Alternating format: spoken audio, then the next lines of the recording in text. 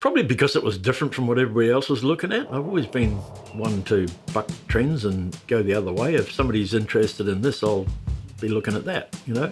And then you hook up with a bunch of guys that think the same as you, and you think, oh, I'm not nuts after all. Or maybe we all are, who knows. But yeah, it's definitely different. Squeak Bell and I went to the States in '84 with the main desire, and from my point, was getting a 41 Willys coupe, 392 Hemi with a blower on it, and that was going to be my toy back here 6 months later. 15 years later, I finally came back here. In the meantime, I was looking for a Willys. Found one immediately, $3,500 for a steel car with glass front on it, street driven, 327 4-speed, $3,500, and I didn't have $35. A year later, we saw this Henry J advertised in the Bakersfield, California newspaper, and had no details. Just Henry J, $1,500, and just ignored it because we figured it was a stalker, you know. Yeah. Saturday morning, Squeak called me down at the workshop and he says, hey, you need to call about that Henry J. I said, why is that? He says, they reworded the ad. It says, ready to race.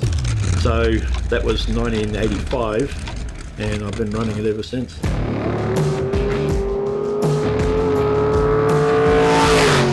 Had been built in 1961 and driven to high school with a 354 Hemi in it. Had an ugly alley block with a 4-barrel on it, so that was gone immediately, and we put a 4.2 intake on it, 497s. Pretty much just tidied it up, moved the seat, and went racing. Unbeknown to us, it had a reverse manual valve body in the torque flight. Never heard of one of those. Put it where I thought first gear was and stabbed it, and it went forward, so that was cool. Didn't realise it was taken off in high gear, so when I shifted into second, but as a downshift, and it backfired and caught fire on the very first pass. So that was entertaining. And then once we figured the transmission out, it progressed, shall we say. Yeah, we just kept throwing time and money at it, and this is what you get today.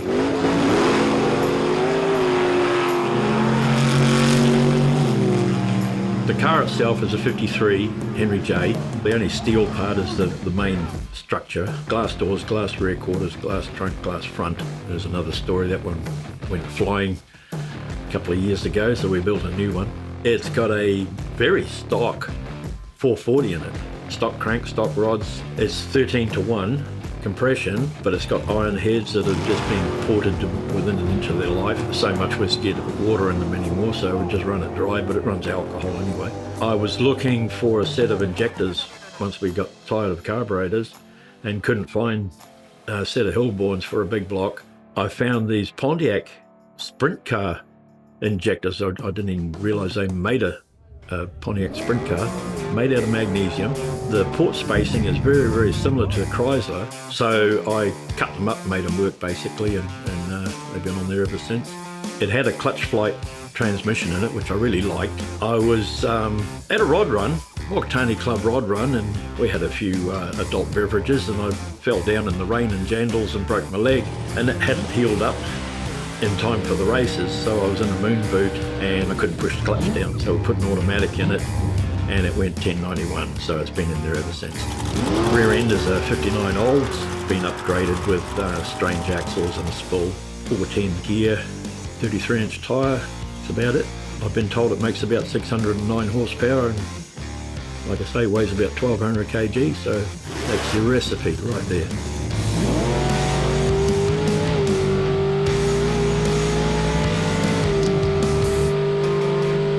Fastest time's 983, 132 miles an hour.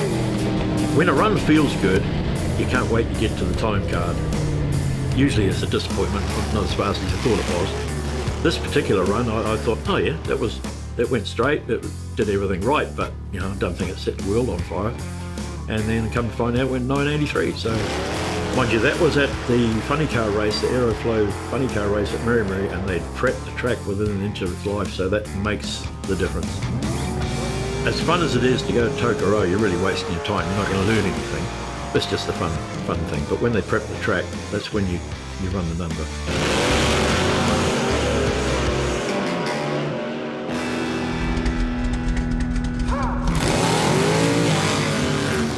Well, it handles like a safe in a wheelbarrow. You basically stab it and steer. One time it'll go left, next time it'll go right, sometimes it'll do both. Just lately it's been going up as well, so it's entertaining, it's fun. Nobody knew what it was. Why is it so high? You know, and what are you going to do with that? And that's probably one of the reasons I stayed away from the regular races, because the nostalgia guys got it. Nobody else did, you know.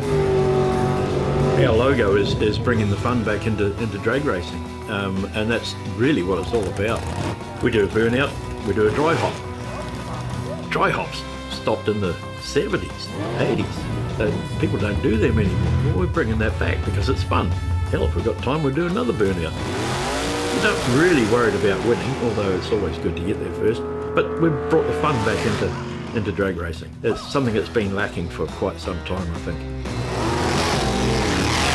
We've got probably close to 30 cars in the mix at the moment, either being built or already on the track all over the country.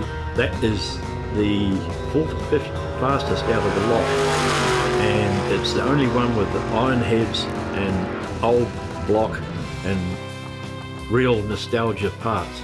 Now, not to put the other guys down, I want to make that clear, but they've all got aftermarket alloy blocks and alloy heads, and so I like to think that my car is a true nostalgia piece. And that's as far as I'm going to go with that. I'm already in trouble. It's